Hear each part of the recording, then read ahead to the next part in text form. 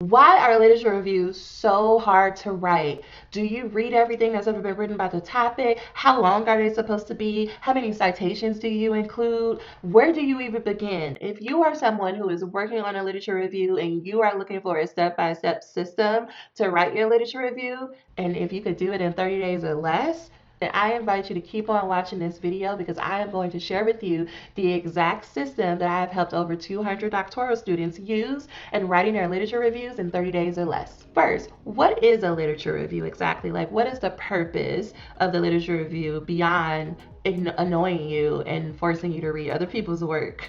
To me, literature reviews are not the most exciting things. That's just my humble opinion. I understand why they are important is to make sure that you are basing your research in the existing literature. That you're not just creating something that you came up with, but that you are looking to the people who have done work already on your topic, seeing where they left off, seeing the gaps that they have, things they may have missed, different perspectives they haven't considered, and you are using that information to craft a complete research project like the dissertation.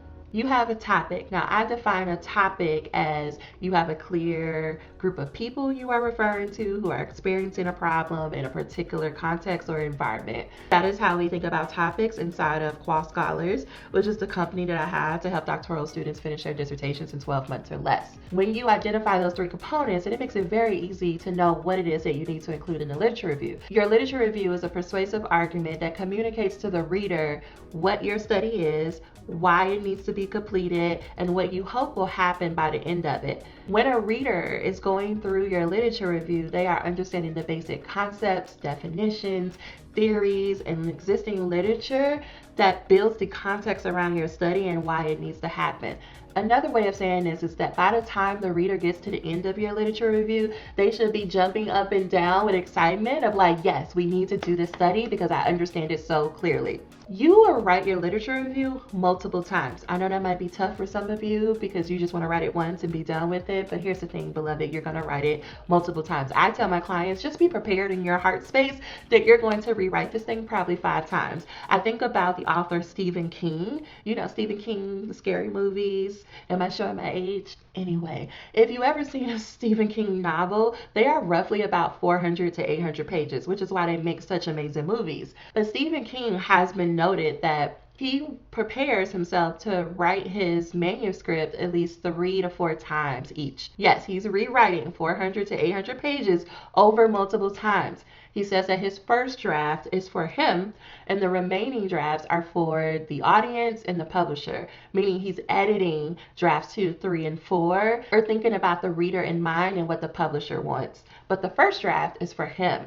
I am just bringing up Stephen King to illustrate that you have to write things multiple times, that even the most seasoned writers, the most successful writers, whether they're in academia or not, are rewriting their drafts. When you go to publish manuscripts in journals, the R&R means review, revise, resubmit. You're going to rewrite it. Okay, we got that out the way, so let's move on. So the first step that I explain to clients who want to write their literature review in 30 days is that our goal for this 30 days is to write 20 pages, a very shitty 20 pages. And the reason why is because you first got to get words on a page. You can edit those words, you can rearrange those words, you can polish those words later, but in order to do any of that, there must be words on the page. And what I have found with students who are the most successful at this process is getting to their first 20-page draft. Because when you have 20 pages of a literature review, for most people, for most committee, they're like, okay, at least we know that you've been reading the literature, you have a good grasp of it, and some people may even let you defend your proposal because they understand that you're going to have to rewrite your literature review anyway, and that doesn't need to be the thing that holds you up from collecting your data. But if you come from a more traditional program, they will want a polished literature review. And the fastest way of getting to a polished literature review is to have a shitty draft first and then to work and rewrite and edit that draft until it meets their expectations. Your first step is to commit to writing this 20-page shitty draft. You may not like the word shitty. You can write poo-poo. I don't care. The reason why I use the language of shitty is because I am trying to communicate to you that this will probably be the worst thing you've ever written in your life. Like, the goal of the first draft is to be so horrible, to be so awful that you're like, I'm not showing this to anyone. Yes, it's not meant to show to anyone. It's meant for you to get your initial words out on the page so that you can edit that and move it around. Okay, I think we got it. I'm not going to repeat myself anymore. Next, you want to be clear that your topic makes sense. Remember, I said a topic includes people, problem, and the environment. We are going to begin with the problem. The reason why most students are unable to get their dissertation topics approved is because they haven't established a clear problem.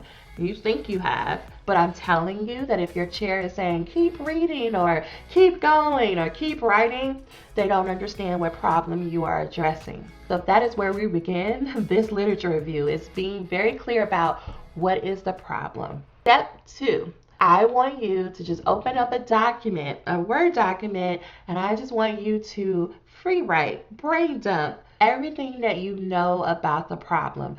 What is the problem? Why is it a problem? What has been done to try to solve the problem? Why have those solutions been ineffective? And what do you think needs to be done differently?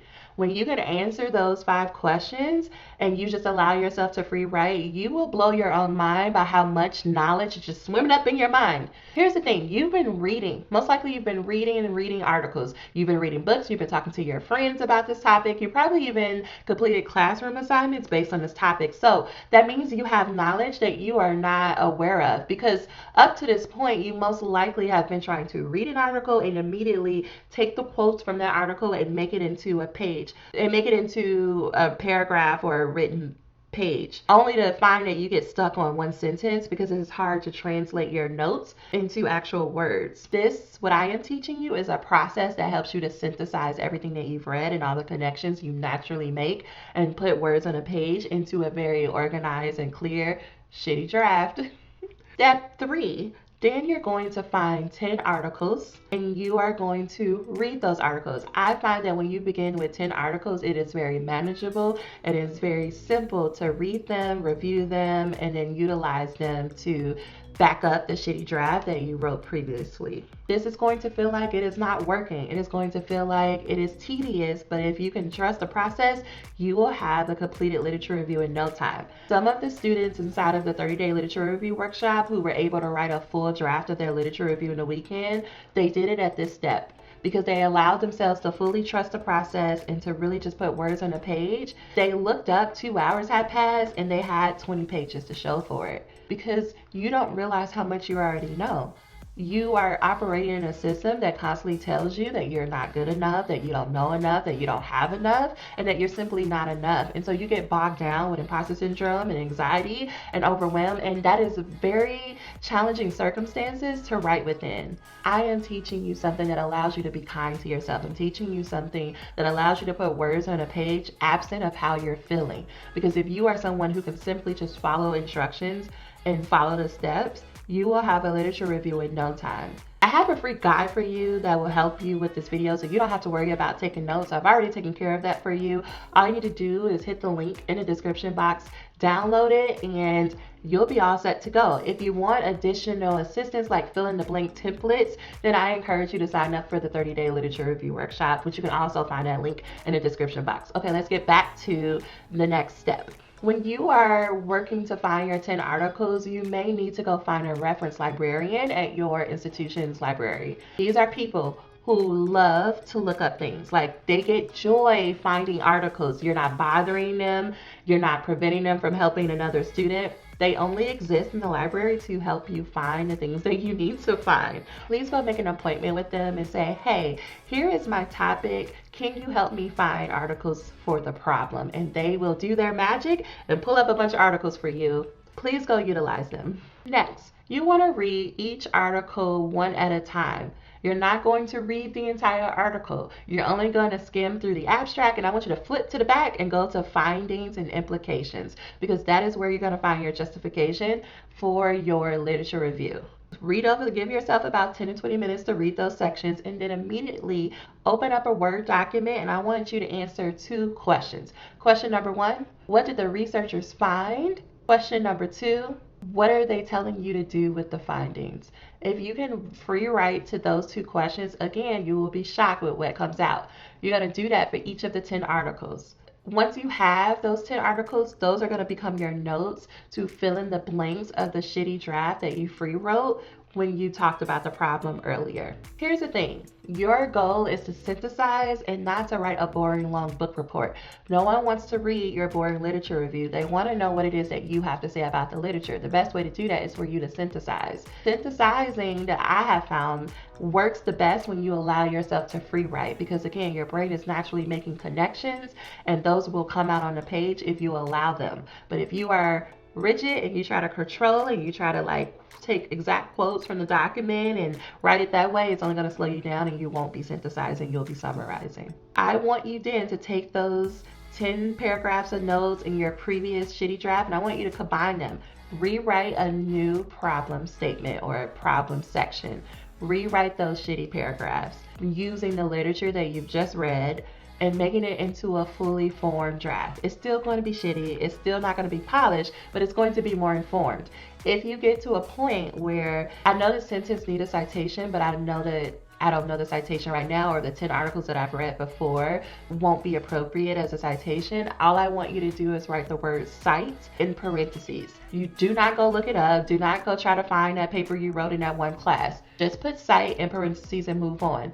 This will teach you how to resist the urge to go looking for everything rabbit hole that your brain wants you to go look for, and instead it shows you how to commit to the writing process. Something I use is called the parking lot document. It's just another document that I open, and whenever I have the urge to go look up something or an idea pops in my mind, I just put those in the parking lot document that I go look up later. Because my brain knows that I put it in a safe place, that I won't forget about it, it won't obsess on it, and I can get back, I can refocus my attention through the writing process. This is really helpful for my friends with neurodivergence, especially you with ADHD.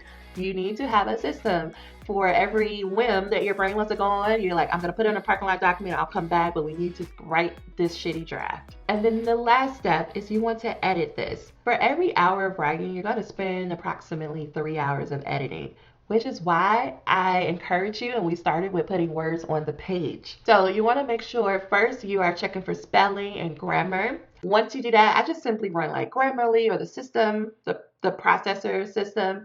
And then I go through each paragraph and I just make sure I have structured paragraphs. I go back to English 101 and I'm like, do I have a topic sentence, supporting details, and just making sure it flows. And then the last thing I do is focus on style and formatting. For example, I have an education background, so I use APA. I'm just making sure I have headers, the right amount of spaces, and any other things that APA points out to me to have.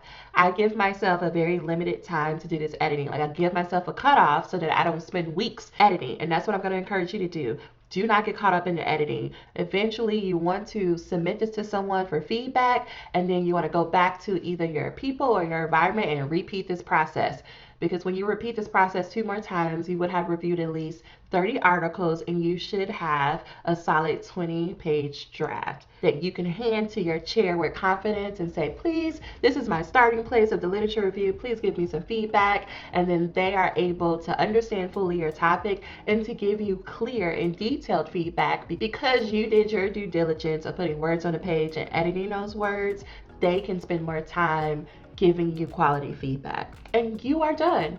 If you are looking for more information or support, or you would love to have like fill in the blank templates to use as you're writing and working through these steps, I invite you to join us inside of the 30-day literature review workshop.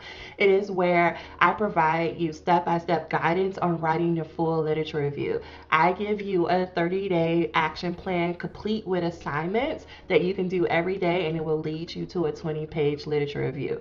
Right now, clients are taking this from all over the world, and you can sign up by using the link in the description box today. I promise you, you will become a different scholar when you have the support that you need, and I would love to support you on your journey.